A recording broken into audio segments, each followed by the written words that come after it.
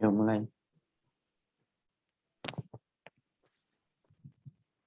Assalamualaikum warahmatullahi wabarakatuh dan selamat pagi teman-teman dan para penonton.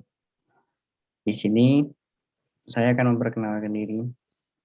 Nama saya Ulri Alvaris dengan NPM 21751059 dan bersama rekan saya nama. Silakan Lutfi memperkenalkan diri. Nama saya Lutfi Hafidin Darwan, NPM 21751047. Baik, di sini kami akan mempresentasikan hasil diskusi kami terkait dengan materi pasar persaingan monopolistik. Selain itu juga, kami akan membahas mengenai artikel atau contoh dari salah satu pasar persaingan monopolistik itu sendiri.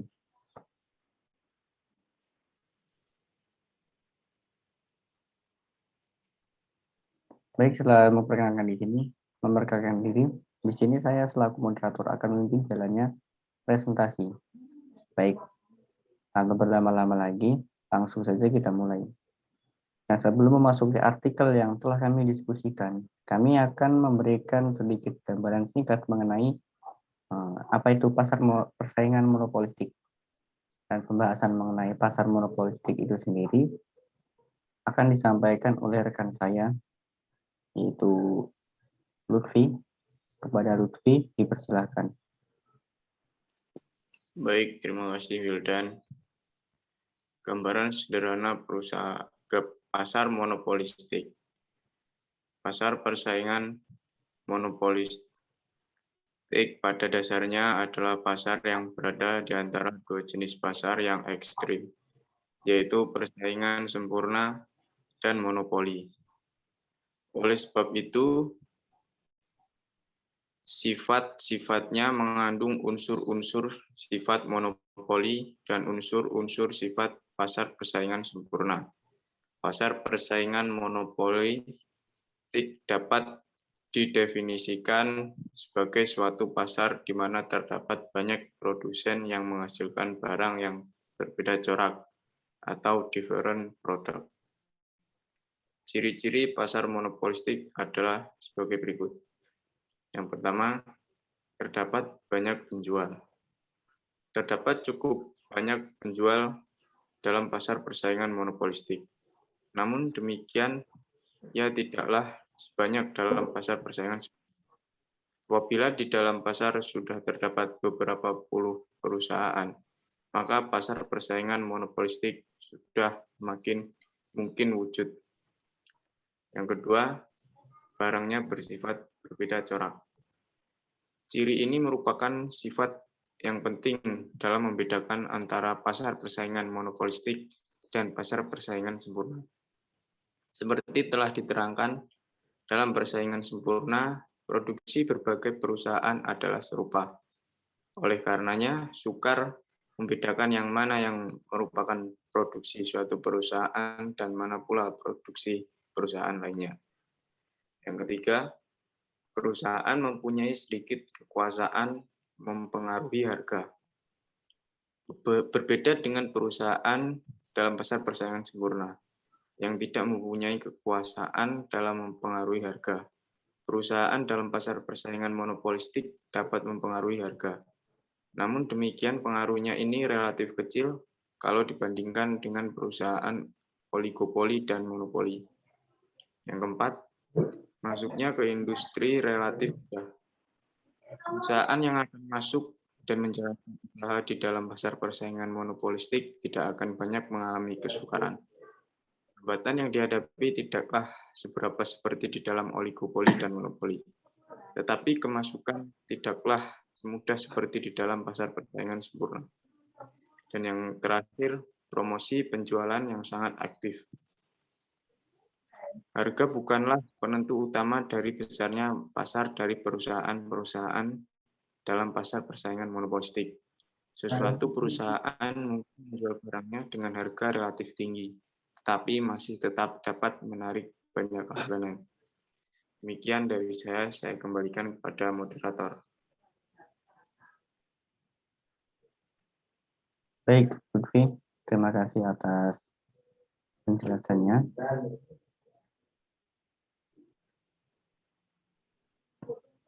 Lalu, jadi kita telah mendengarkan bahasan singkat mengenai apa itu pasar monopolistik. Dan di sini kami akan mengambil contoh salah satu perusahaan yang ikut bersaing dalam pasar monopolistik ini, yaitu perusahaan Xiaomi. Dari yang kita ketahui, bahwa Xiaomi adalah brand elektronik yang cukup terkenal di berbagai negara. Dan di sini, saya akan membacakan sedikit gambaran singkat mengenai perusahaan Xiaomi. Perusahaan Xiaomi didirikan pada tahun 2010 oleh pengusaha multibisnis Lei Jun berdasarkan visi inovasi untuk semua orang. Orang Xiaomi percaya bahwa produk berkualitas tinggi yang dibangun dengan teknologi canggih harus dapat diakses oleh semua orang. Mereka menciptakan perangkat keras, perangkat lunak, dan layanan internet yang luar biasa untuk dan dengan bantuan penggemar Xiaomi. Xiaomi menerapkan umpan balik mereka dalam jajaran produk saat ini, meliputi smartphone Mi dan Redmi, Mi TV dan set box, Mi router dan produk Mi Ecosystem, termasuk produk rumah pintar, wearable, dan aksesoris lainnya. Dengan kehadiran di lebih dari 30 negara dan kawasan, Xiaomi memperluas rekam jejaknya di seluruh dunia menjadi merek global.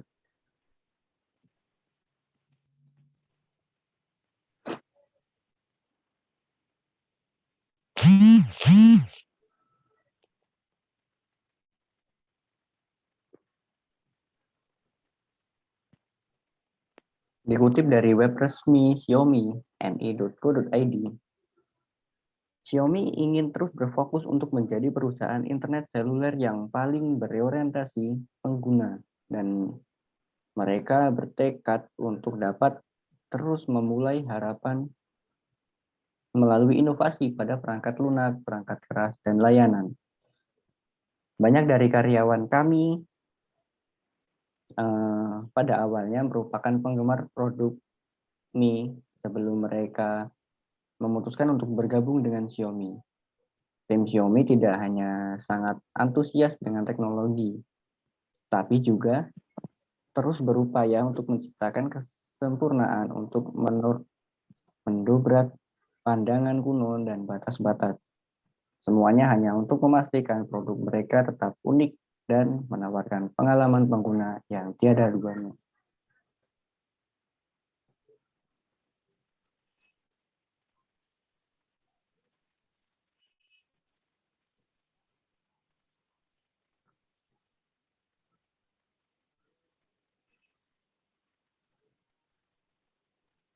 Baik, setelah saya membacakan gambaran sedikit mengenai perusahaan Xiaomi, lalu artikel yang kami angkat adalah smartphone Xiaomi menjadi brand nomor 1 di Indonesia. Dari judul ini saja kita sudah dapat menyimpulkan bahwa handphone Xiaomi ini sangat laku keras di pasaran Indonesia. Dan untuk artikelnya akan disampaikan oleh rekan saya yaitu Lutfi. Bersama Lutfi dipersilakan. Baik, terima kasih Wildan atas waktunya. Jadi brand nomor 1 di Indonesia, HP Xiaomi yang paling laris. Dilansir dari kumparan.com, Xiaomi dinobatkan menjadi brand smartphone paling laris di Indonesia versi Canalys pada kuartal kedua atau Q2 2021. Bos Xiaomi Indonesia pun mengungkap handphone mana saja yang paling laku di pasaran.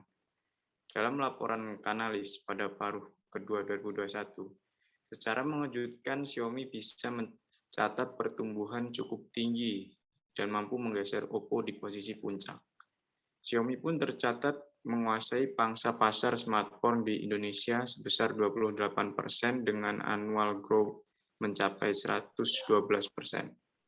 Saat berbicara dengan media, Country Director Xiaomi Indonesia, Alvin Xi, menjelaskan lebih detail soal laporan tersebut dan mengungkap produk HP mana saja yang paling laris, sehingga bikin Xiaomi nomor 1 di Indonesia. Menurut laporan Canalys, kita punya beberapa produk yang paling laris di dalam daftar 10 besar. Xiaomi punya 3 model, Redmi 9A, Redmi 9C, dan Redmi 9T.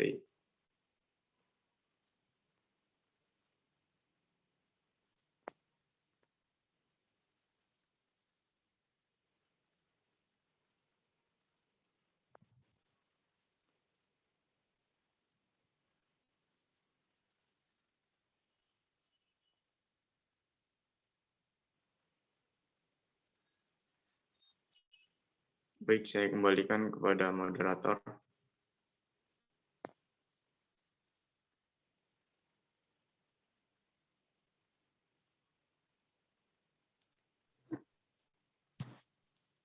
Baik Lutfi, terima kasih atas penjelasan mengenai artikel yang kita unggah.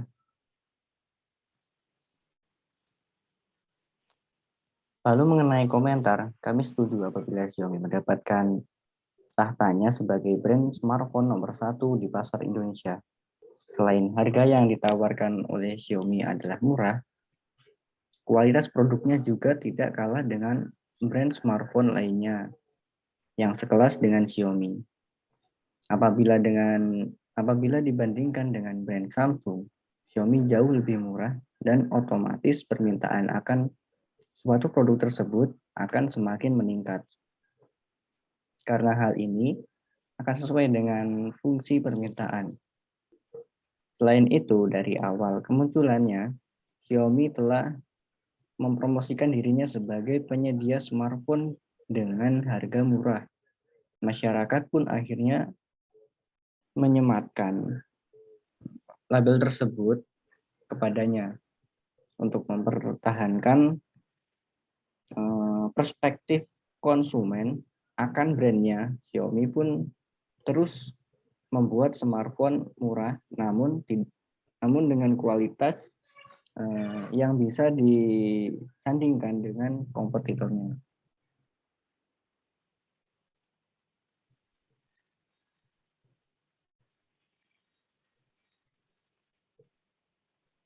Baik, bagaimana menurut Lutfi? Ya, menurut saya Xiaomi cukup jarang melakukan promosi.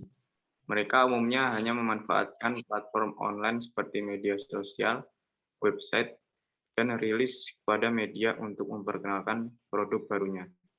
Donov Sung, Director of Product Management Xiaomi, juga pernah menegaskan hal ini. Ia mengatakan bahwa perusahaannya tidak akan menghamburkan uang untuk iklan. Sebab itu bukanlah gaya dari Xiaomi. Strategi tersebut sah-sah saja. Terutama Xiaomi telah memiliki fans tersendiri yang bisa membantu mempublikasikan produk-produknya dengan tak ambil pusing akan promosi. Xiaomi pun bisa menekan biaya-biaya yang mereka keluarkan. Lain halnya dengan brand smartphone milik Samsung. Samsung selalu mengadakan promosi besar-besaran setiap kali meluncurkan produk baru. Mulai dari menggandeng Blackpink dan BTS sebagai brand ambassador, membuat reklame besar di berbagai belahan dunia, hingga menayangkan iklan di televisi. Hal ini jelas mempengaruhi harga jual dari produk smartphone miliknya. Baik, saya kembalikan pada moderator. Baik, mungkin cukup untuk presentasi hari ini. Apabila kurang dan salahnya, saya mohon maaf. Dan atas perhatiannya, saya ucapkan terima kasih. Wassalamualaikum warahmatullahi wabarakatuh.